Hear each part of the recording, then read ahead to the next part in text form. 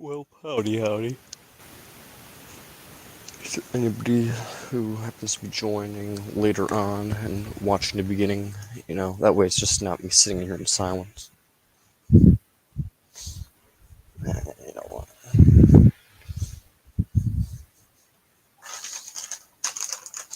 I think I'm going to take that guy's advice and review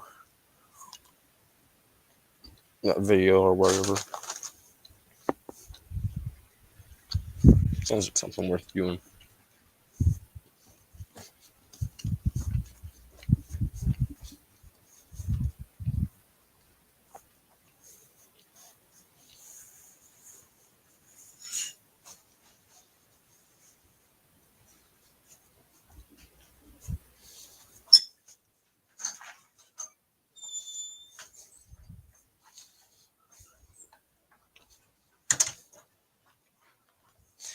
But, before we review any bullshit, we're not going to do that sober, because reviewing bullshit sober is a good way to just lose brain cells and want to die at the same time.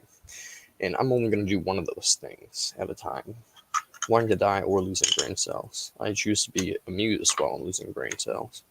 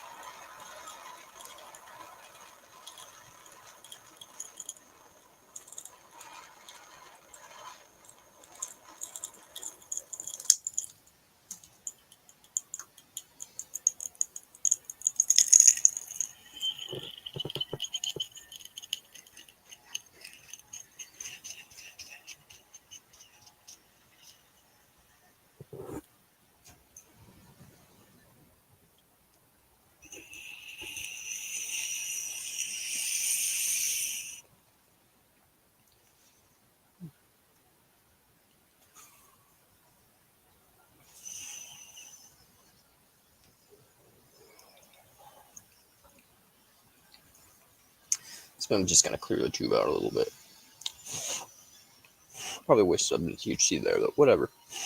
Do the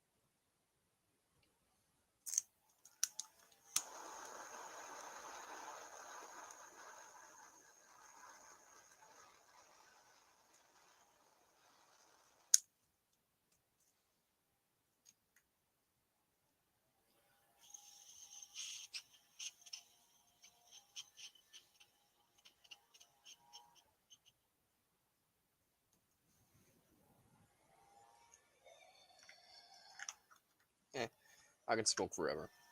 And probably not get much higher than this. In other words, my tolerance is too high. So, it really do be.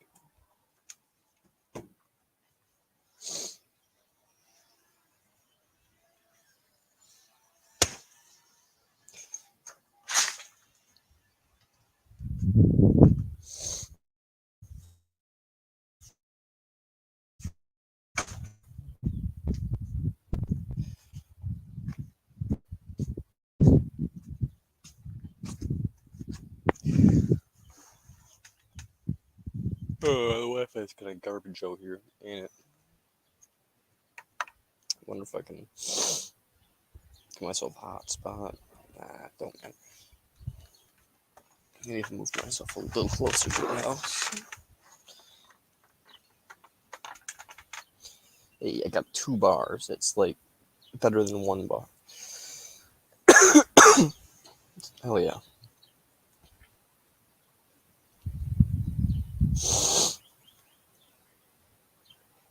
So let's take a gander at what that guy told me to watch.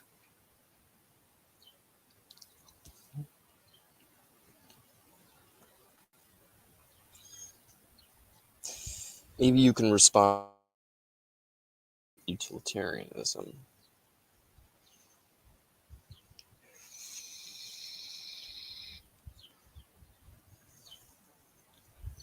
I'm gonna go inside. Bars or Wi-Fi are shitty as hell out here. Probably is cutting me up a lot.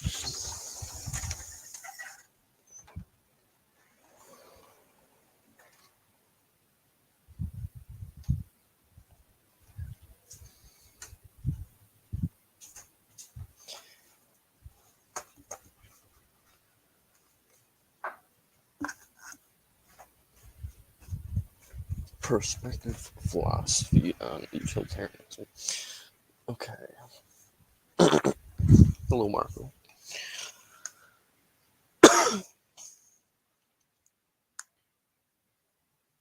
Let's do that.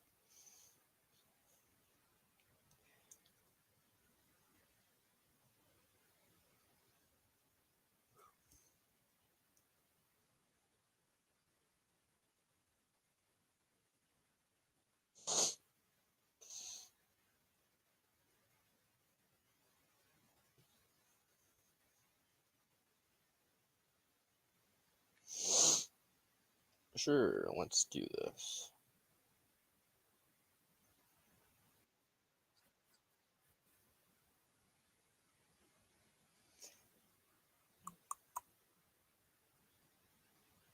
Screen share. Some screens let you share audio. Look for share audio checkbox on the next window. Follow these steps to share video. Blah, blah, blah. Okay. Should have with audio, of course. Okay. Brilliant. More about them in a bit. Utilitarianism is one of the most popular moral theories today. You'll find That's because it's pretty based, besides negative utilitarianism, which is more based in actually the truth. utilitarians all over the internet. There's going to be something called rule utilitarianism, okay, which is like a little branch of consequentialism. Real utilitarianism is basically just utilitarianism, but saying that you have to have rules in order to actually maximize utility. So it's basically the same thing as actually utilitarianism, just no difference. It's just describing the method of how you're going to go about utility, which is, by having rules. So this is a fancy way of saying what I would want to do is I want to craft a set of rules for society, okay, that I believe maximizes the happiness of every single individual. I am a utilitarian, right? That's my ethical framework. So I think that, things are good or bad based on their consequences. That applies to both act and rule. My ethical system is a form of utilitarianism. The actions we ought to do are primarily the ones that maximize the degree to which people's brains are modeling reality as it exists independently of human minds. But is it really a good theory? I'm going to argue it is not. But before I explain what is wrong with utilitarianism, let me explain what utilitarianism is. Utilitarianism is a theory that can see its origins from the thinker Jeremy Bentham in his work, An Introduction to the Principles of Morals and Legislation. Jeremy Bentham constructs a theory in which we must act in regards to that which produces the most utility. In other words, a theory which sees right action as doing the greatest good for the greatest number. A theory which is focused Yeah. on the acquisition of pleasure and the avoidance of pain. This is a All the hedonistic madness theory. is the A avoidance. theory which is based upon pleasure and pain as being the overall goal of morality. This is Well, yeah. I mean, kind of. I mean, pleasure is kind of an illusion and bullshit. We're all just kind of like locked in the negative, just kind of fighting towards getting towards a neutral zero-sum game, as Gary says. But I mean, yeah. I mean, basically, if you conclude that that illusionary pleasure actually is valuable in some way, then yeah, basically, this is what that is. We're just measuring pain versus illusionary pleasure / relief, and that is basically what life is. Preventing how much pain can we prevent / relieve versus how much pain will be caused by an action. Essentially, that's all we're doing. But you know, something which is characteristic of utilitarianism, but not all utilitarians are hedonists, but all utilitarians are consequentialists. So let's delve into the theory and see if it really holds up. that's true though. All consequentialists, we're all consequentialists. We're not all hedonists in the sense that we all pursue pleasure, but I believe that we're all psychological hedonists, meaning we all like go for this illusion of pleasure and avoid pain. But really what it is just we're trying to avoid pain, but we don't really realize that necessarily. The scrutiny. But before we get into the nitty gritty, here's a word from our sponsor, Brilliant.org. Brilliant.org is a new way for busy people to learn with bite-sized lessons and break down important concepts into understandable chunks. Brilliant has thousands of lessons from foundational and advanced maths to AI, data science, and neural networks. Brilliant is one of the best ways to learn video. Let's begin with the principle of utility. What is the greatest good for the greatest number? Well, Jeremy Bentham relied on a kind of psychological egoism which he got from Hume and Hobbes, that we desire what we want and that what we want is what is good, the kind of Hobbesian consideration of freedom, and the Humean notion of the passion.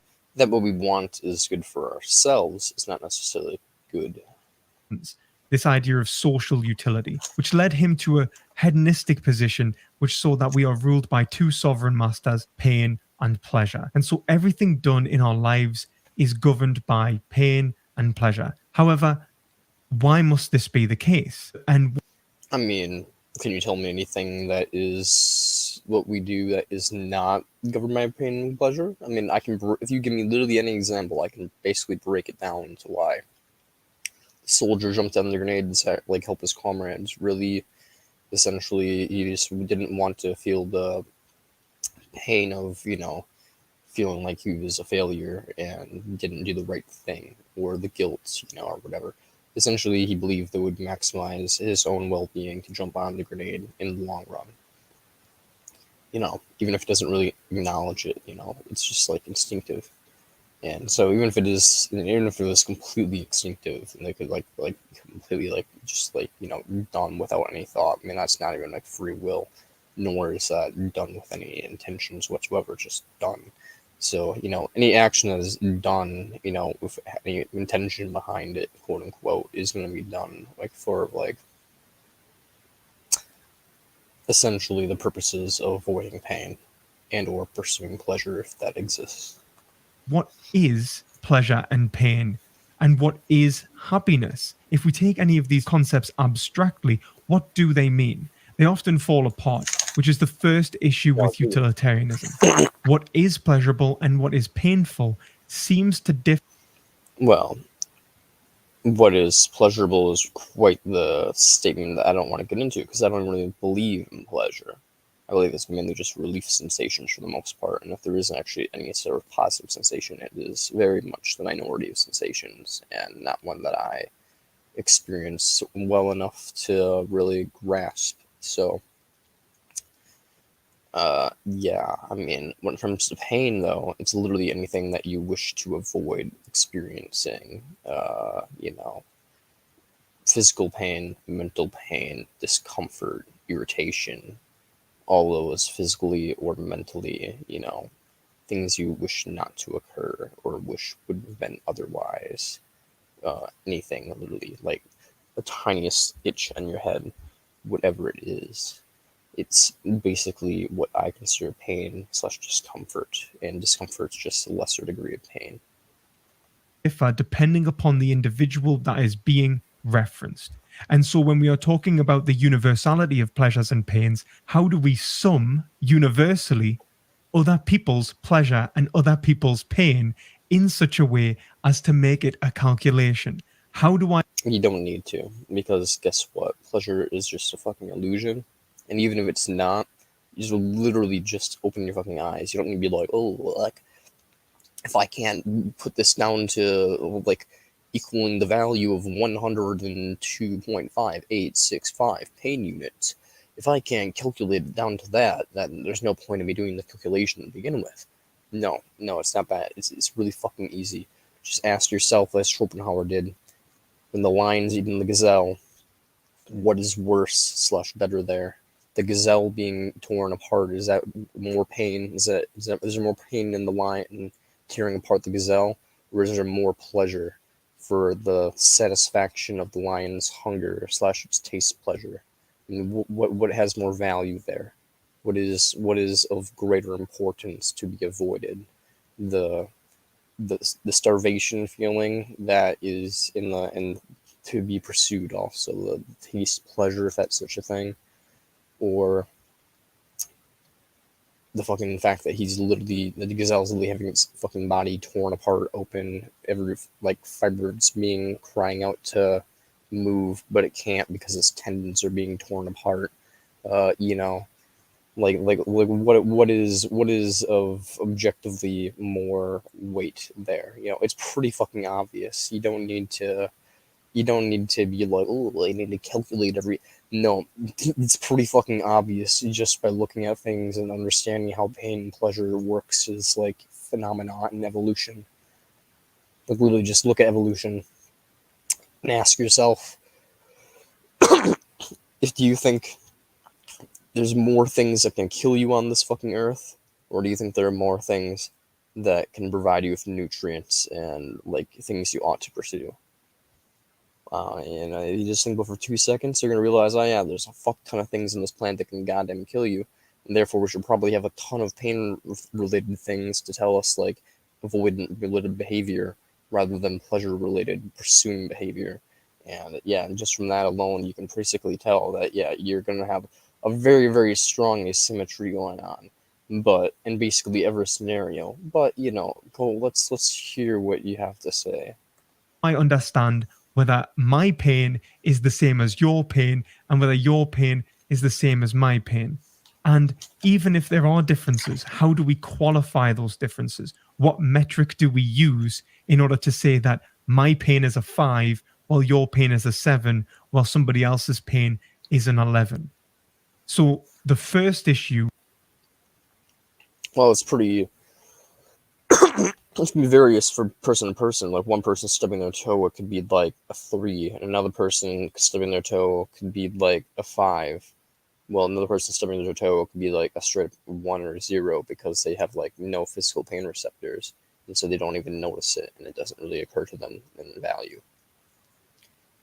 Now, all scenarios have different occurrences of like pain physically, same with mentally, but none of that pain should be acceptable under any circumstances. And I'd argue that we have no obligations to create pleasure whatsoever, and we have a bunch of obligations to avoid pain for other people and ourselves.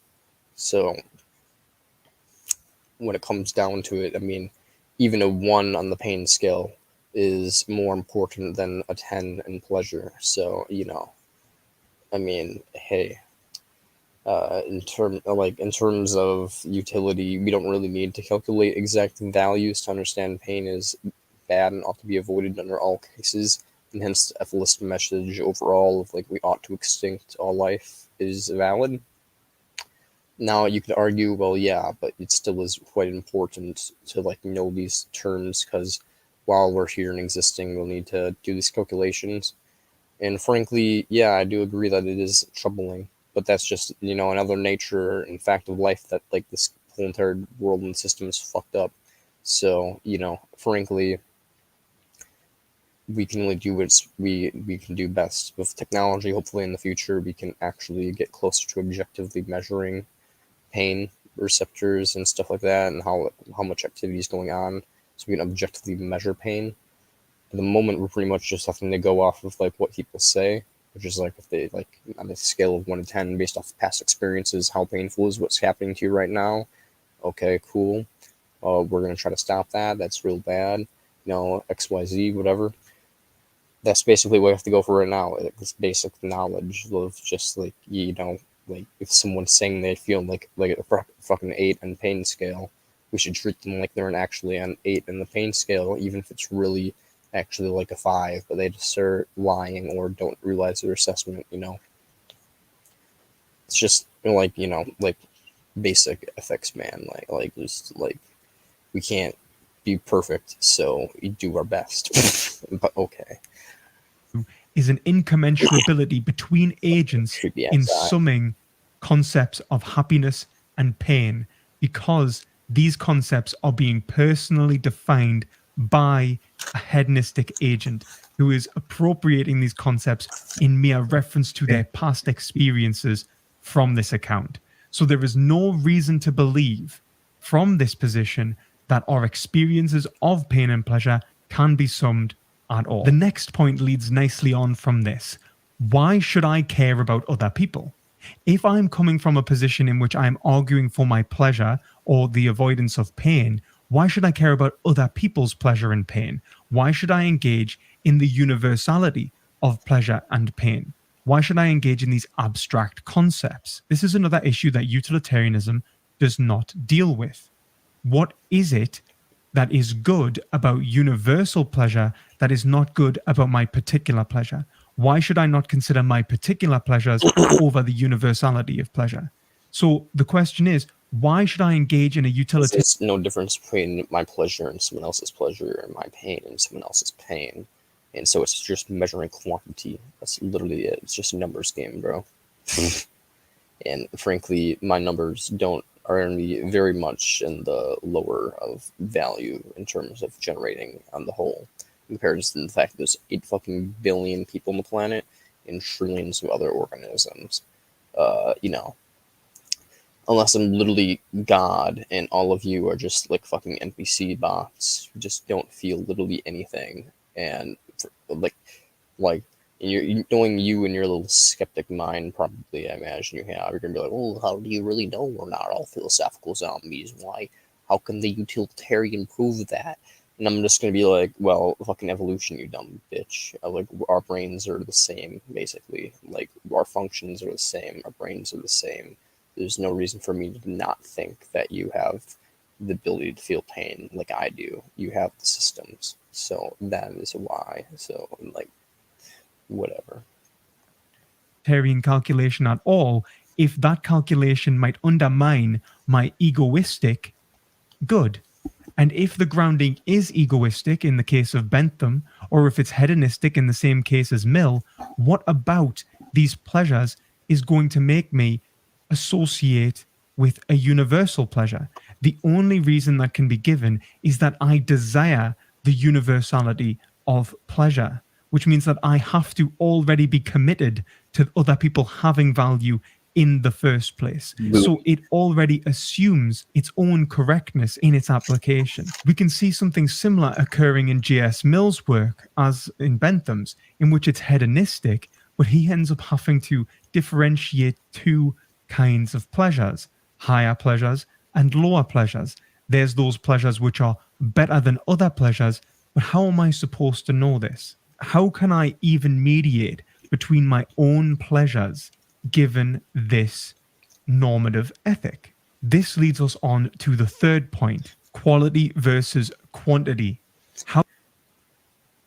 Well, when it comes down to it, I don't give a shit about pleasures. Pleasures are really hard to measure, especially even understand, or if they even exist to begin with.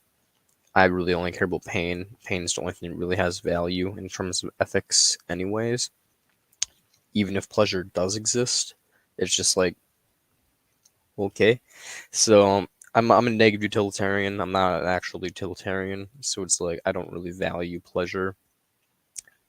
But that being said, pleasure probably is just avoidance for the most part. So like avoidance of pain, relief sensations. So yeah, I mean it don't fucking matter, G Dizzle. But yeah, I don't get how you are so concerned about all this measurements of other people's pains and concerned with why we have to be concerned with other people's pains. It's quite obvious that, your $5 and my $5 are equal in value. Just as anybody else who has $5, theirs is just as equal in value as mine and yours. Same with pain and pleasure. So it's simply just, measuring pain and pleasure. Not to mention, I'm a negative utilitarian. Guess fucking what, buddy boy? When all you care about is pain reduction, you know what that implies for the self, Mr. Egoist? Exiting the world, dying, ceasing existence. So I mean that's contrary to all evolutionary things. So if and evolutionary things are very pro-social.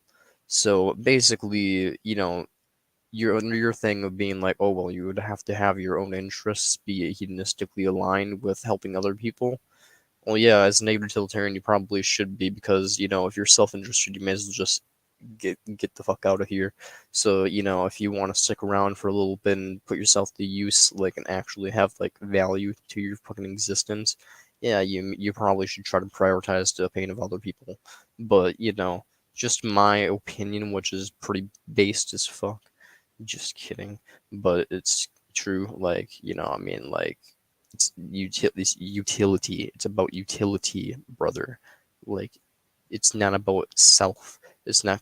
It's the whole difference with consequentialism, which could be about the self. It could be an egoistic consequentialism, and then there's utility, the whole. And you can't fucking apparently seem to grasp that, brother. But it's not about the me. It's about the everything.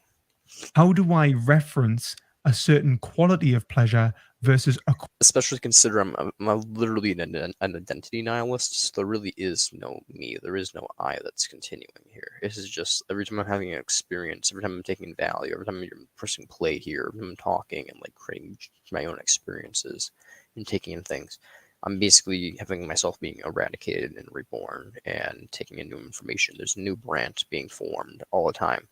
So, I don't even know what you're referring to by like, oh, like who is this being that wants to like essentially like have its own ego like gratified? It's like, I don't know about that, bud.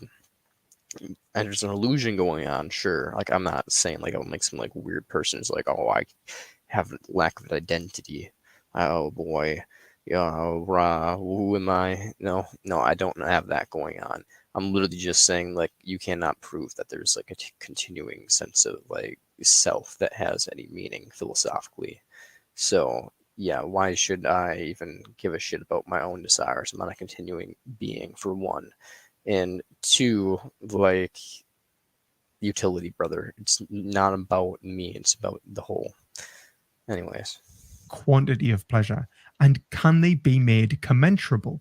It seems to be clear that certain pleasures are not qualitatively comparable to other pleasures, that I have no reason to assume that a quality of one pleasure equals pain. to a quantity of another pleasure. pain. Why should I say that 5 apples worth of pleasure Why would should I have equate to 1 bar of pain? chocolate? I have no way of making that reference. There's a qualitative distinction there. Or even more abstractly, how do we equate the value of something like poetry to something like alcohol? How do I equate the pleasure of being a They're need? basically equal. Don't matter. It's subjective to the person who experiences them.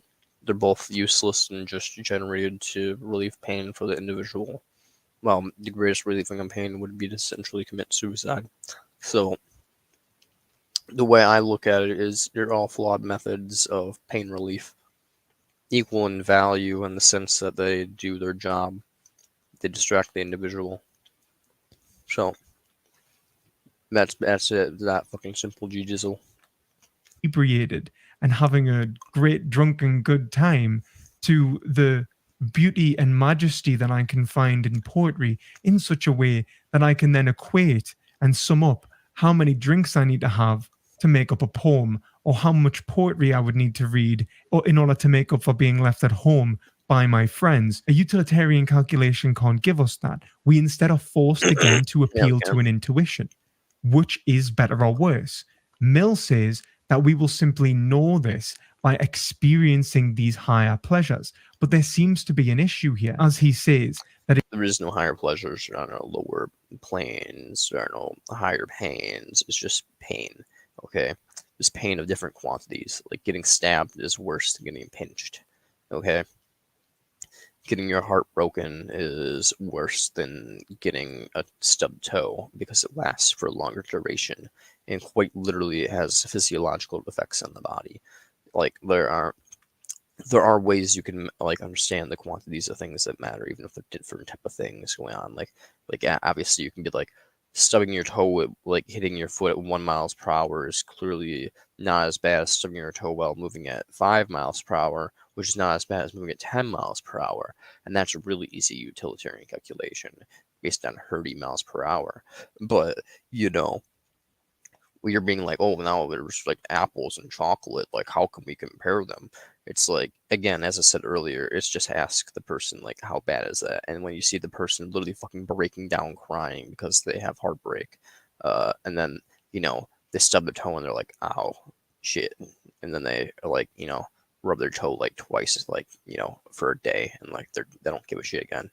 Like, you know, like there's very obvious fucking answers to like, you know, like maybe in the moment for like the split fucking second, like if you were to pause time as like their foot collided with the thing and like they're like boom, boom, boom, just like freeze frame, just like, hey, guy who's stubbing your toe, how does this feel right now? And he'd be like, this fucking sucks. But then you play, and then immediately relief would start to happen, and you'd be like, hey, how's it feel right now? And you're like, not that bad.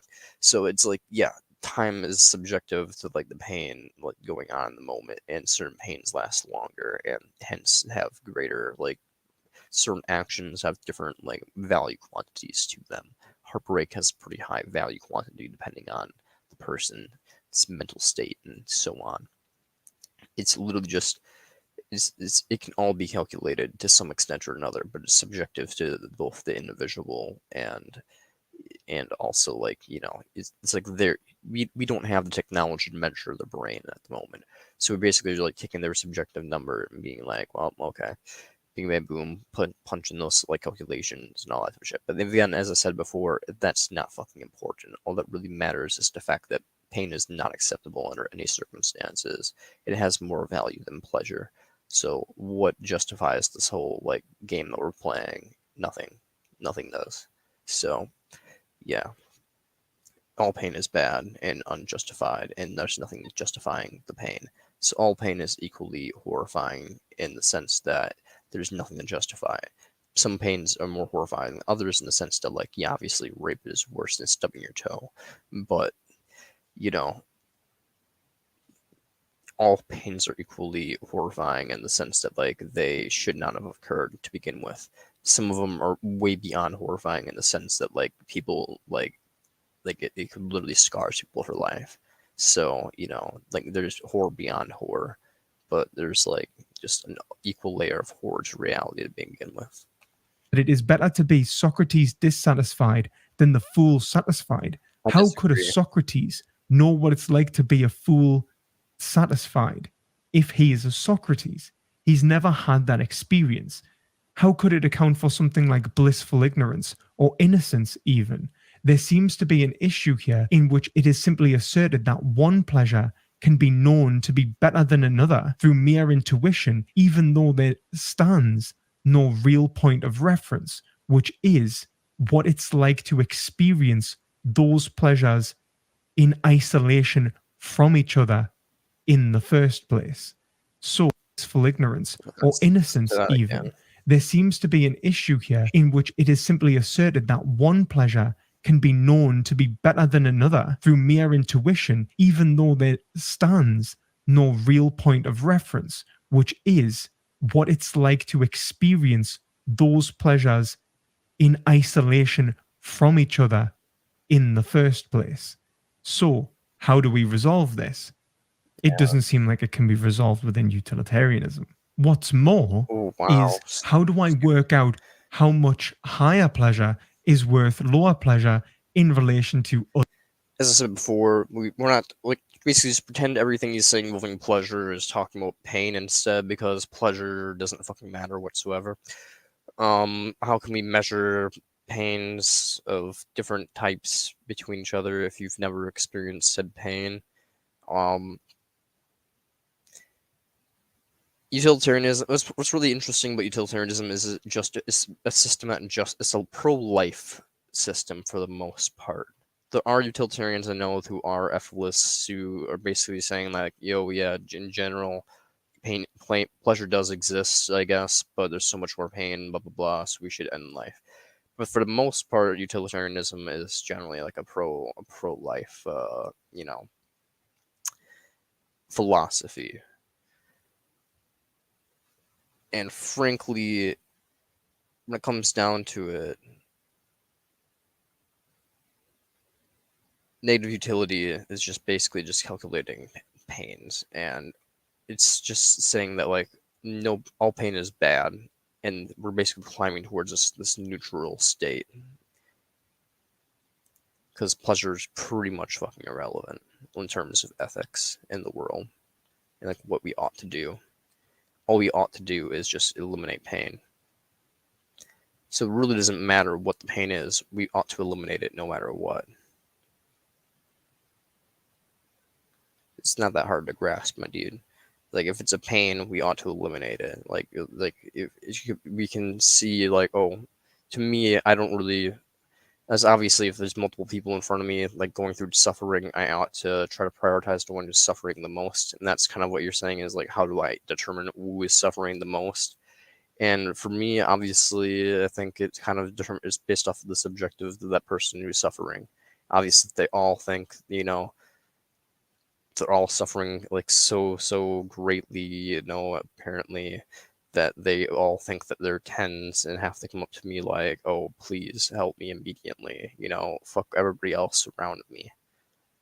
One, that's pretty selfish of them all. But two, it's like, yeah, as I said before, I mean, we can't measure their pain per se, and I don't think it's a utilitarian responsibility to like be able to understand like that at the moment. Like, essentially, in the future we have technology for sure to like measure like brain waves and shit, but it doesn't really matter to me, frankly. As I said, all pain is unacceptable, so it literally is just as simple as that. Like, just first come, first serve. Like, what your own judgment of like looking at them and being like, that looks like it's fucked up, or like just pure assessment of like, like this person needs attention faster than the other person. I'm not a doctor, but there are ways to assess certain like, injuries and or mental conditions and prioritize certain things over other things in terms of pain. Like, I'm a philosopher, not a fucking doctor. But when it comes down to it, yeah, it's as simple as understanding pain is bad. Other individuals? Is it better to put resources into education, for example, rather than, let's say, improving quality of living standards because of the higher pleasures that other people would obtain if they simply understood the good of Wordsworth? This relates nicely to another issue between the quality and quantity distinction, which was raised by Aristotle in the Politics. Why are we assuming that numeric equality is the only kind of equality at play? Even if I assume that everyone is equal to 1, even if I assume that I have reason to believe in other people's interests, whose interests do I care about? Look at it like, whose interests do I care about? Everybody's interests. But, when it comes down to it, should you just care about trying to eliminate all suffering of everybody, as much as possible? And interests, you should prioritize those who are suffering the most. the philosopher carried that if a moral situation was to arise in which an innocent man must be hung for a crime he did not commit, but it would stop civil unrest, a utilitarian would have to accept that this was a good scenario. Yeah, and because it the is. civil unrest might cause. Yeah. So what? I mean, I'm a promortalist. The man, in his best interest, he wouldn't want to not live. Objectively, no one should want to live. If for some odd reason it would please the crowd for having this man die, I mean, it is both in his interests and everybody's interests for this person to die. I mean, I don't see why the person, if they were fully informed and logical, wouldn't want themselves to die anyways. So, I mean, frankly, that's the way I look at it. I mean, if it came down to it and it was like, oh, well, this is like literally, like, I don't know, some person who's really important, like this is David Benatar you're talking about, or like some philosopher who's like really important to like veganism, like Peter Singer, I don't know, some shit like that. Well, then it comes down to the fact that, like, no, I mean, the actual utilitarian assessment is that they would prevent far more suffering by being alive and dissatisfying the crowd and having a little bit of chaos for a little bit, because the overall message must be perpetuated and blah, blah, blah.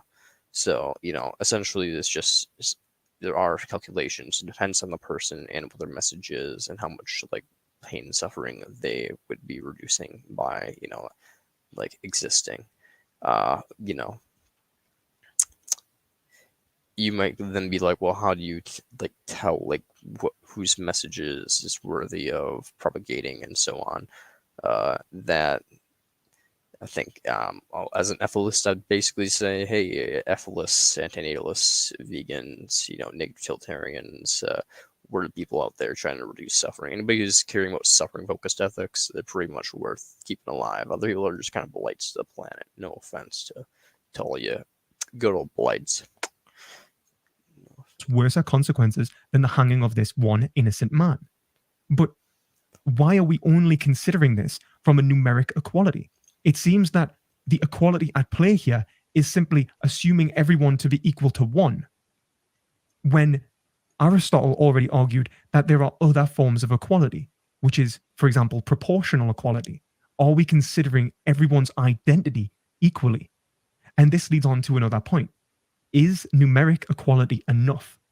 Another example of this could be slavery. If the majority racial group were to enslave a racial minority, it may bring more pleasure to that majority group than pain suffered by that minority group if done in such a way as to not outright kill them, harm them, but simply to exploit them as much as possible whilst maintaining a medium living standard.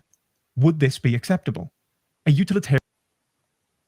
Would this be acceptable? Again, as I said, I mean, I'm a utilitarian. Everything's about reducing pain.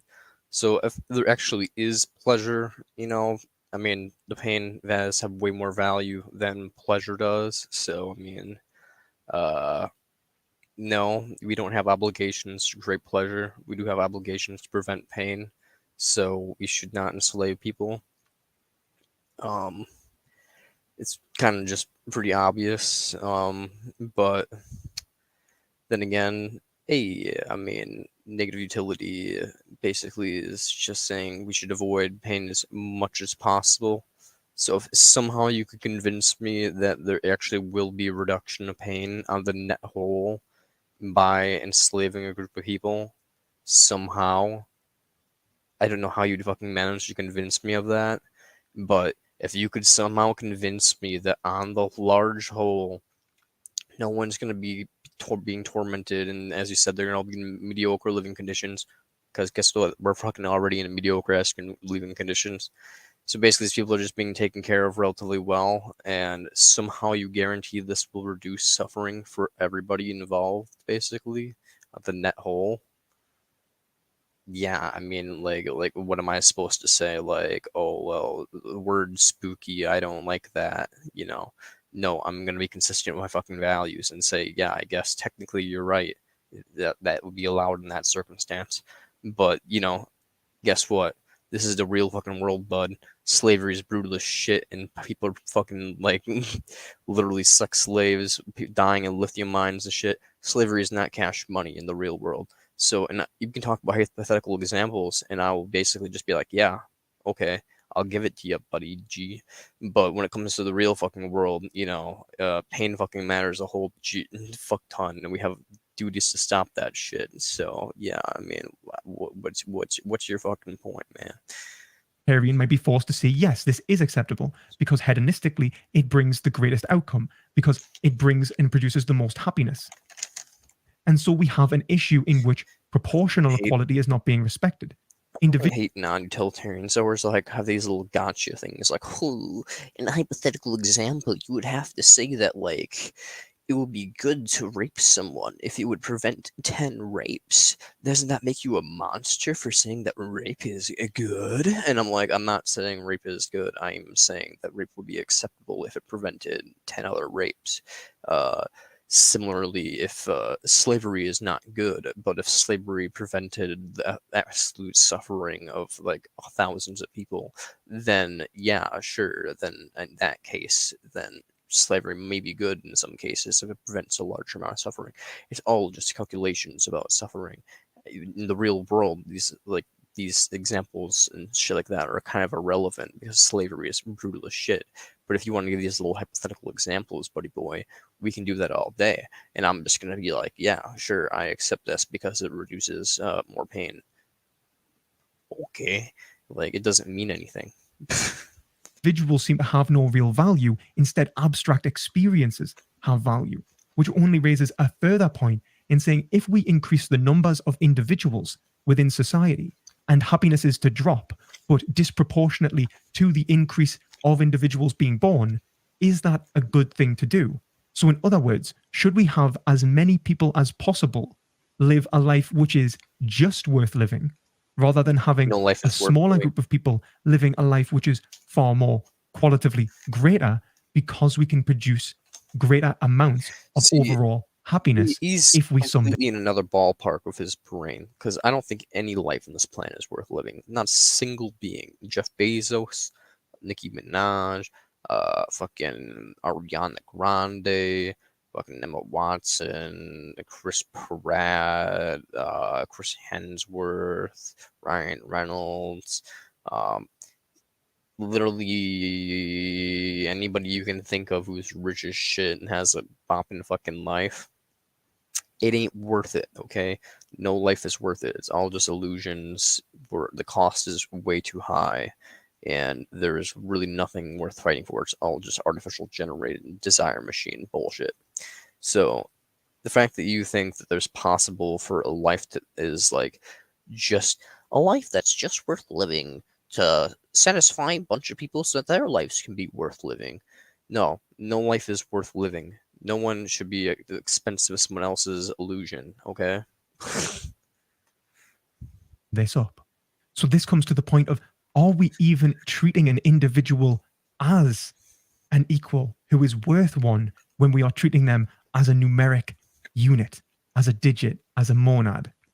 Because if that's the case, if they are losing their individuality through their identity loss, because they are being enslaved, because they are being undermined in some other way, are they really being treated as an equal, as a one? And so it seems to show that numeric equality by itself seems to undermine itself, and so requires proportional equality. This leads me to what I think is the foundational problem of utilitarianism, which really can be understood in relation to the birth of the modern self, that which maybe was birthed from the Protestant Reformation, found its way through the Enlightenment, and has become the archetypical form of the modern Western man, which is hyper-individualism. Utilitarianism relies upon this numerical equality. Everyone equals one. However, everyone is a unit, a digit, a monad. Everybody a is single, not equal to isolated one. individual. Most people in this world are in the negatives of value. They are complete fucking blights that just ruin shit. That's their value. Their value is dog crap, okay? Worse than dog crap. Dog crap's inanimate and doesn't really do anything. At least it's just smelling at people in the radius. Most people on the planet are hurting people across this entire fucking world. So, no, people are not equal to each other in value units. People aren't just ones, okay? No, some people are negative ones. Some people are negative tens. Some people like Jeff Bezos are like negative 10,000s. And then, there's people like me and people like in the antinatalist community who, and, antinatalist doctors and shit like that. And like, people who like perform vasectomies and shit like that, they have actual value. They are the ones that have like positives going to their thing. They're because they're removing pain from the world and preventing pain. They're the ones that have ones in their value and twos and fives and tens and hundreds and 10,000s. You know, we're not equal in value. I have more value than you, buddy. I'm sorry. Individual whose psychology is intimately known by themselves necessarily, intuitionally, which leads to a far greater problem. How can I know myself if I am an isolated particular? What grounds can I use for knowledge if I do not have a universal basis to order and understand my life? What concepts can apply to me if my existence seems to be an accident? This is a problem with psychological egoism. It's a problem with the liberal conception of the self, and it's a problem with utilitarianism. How am I supposed to understand myself if I can't reference another individual's desire? You see, it seems to be quite evident that the concepts we use to analyze ourselves in psychoanalysis and even through mere introspection are communal in origin. They are universals. They apply to all of us. For example, we all say the word I, meaning our individuated identities, but this I is universal. It applies to every one of us. If I say I and you say I, we both mean the same thing from a different position, which means that we are either talking about radically different concepts and just giving it a nominal signifier, which means absolutely nothing, or they share the same conceptual framework, meaning we share the same conceptual framework. And so if these concepts must necessarily apply to our particular individual experiences, then our identities can never be understood through mere numeric equality, which means that the lack of proportional equality means that we will necessarily lose our identities. In other words, I will lose what is good for me, what I think is As an identity nihilist, I already say too late, bud.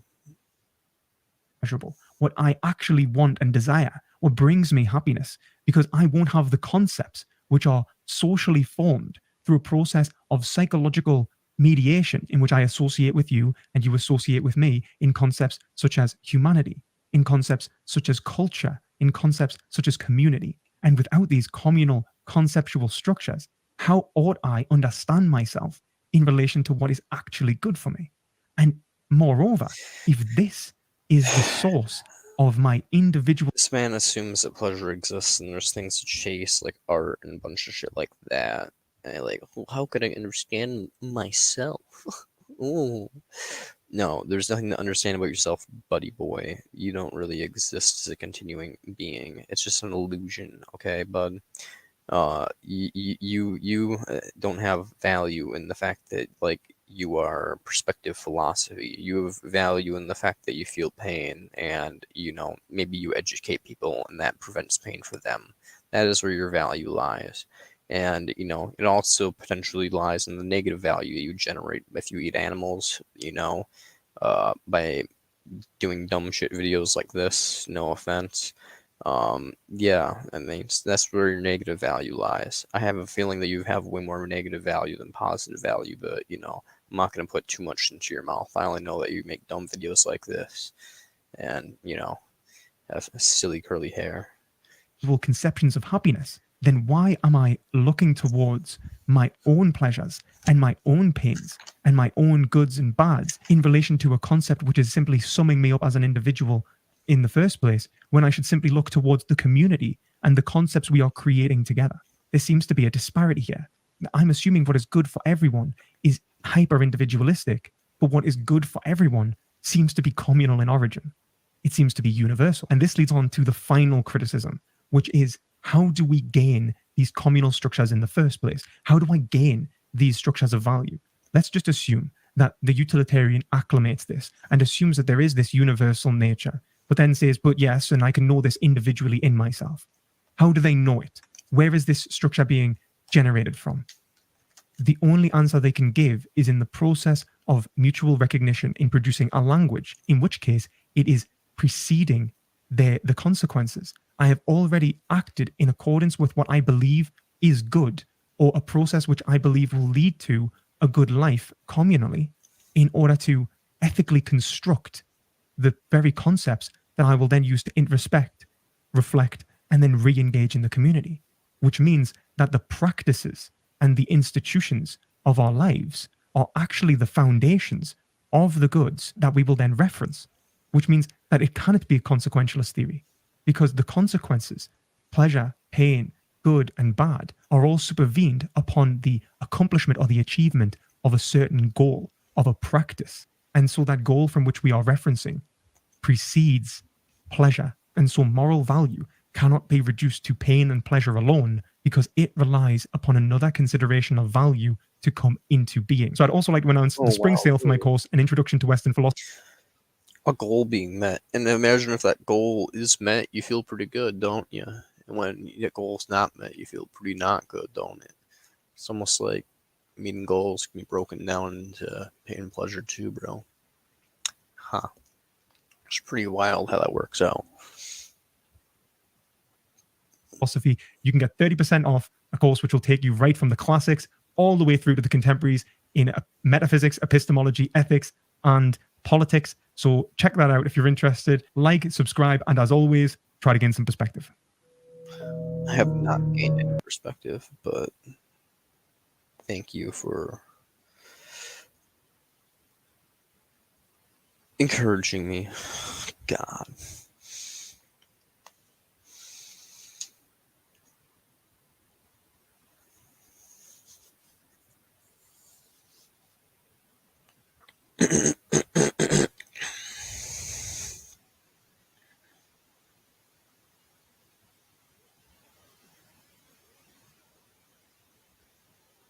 First place, sought from ignorance, as innocent value.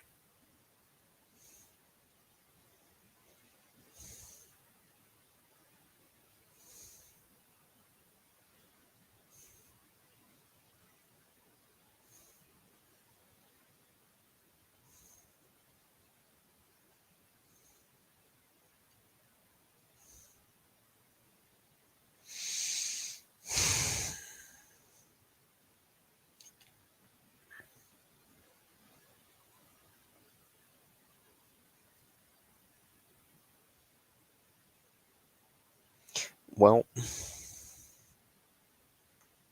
yeah. My conclusions with that guy is that he's a life lover and he doesn't quite understand much of anything that's going on in terms of utility and jazz. But hey, I think it's pretty obvious how utilitarianism works. He doesn't seem to even really understand utilitarianism that well. But, shit. It's like if you don't understand utilitarianism that well, then you're not going to understand negative utilitarianism. And negative utilitarianism is more confusing and more just way more deep / dark and murky, and has way more implications than utilitarianism does.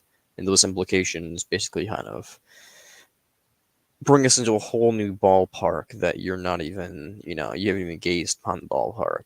I'm in the ballpark. You're like a few miles away. So that's basically my perspective, Mr. Philosophy Man. Anyways.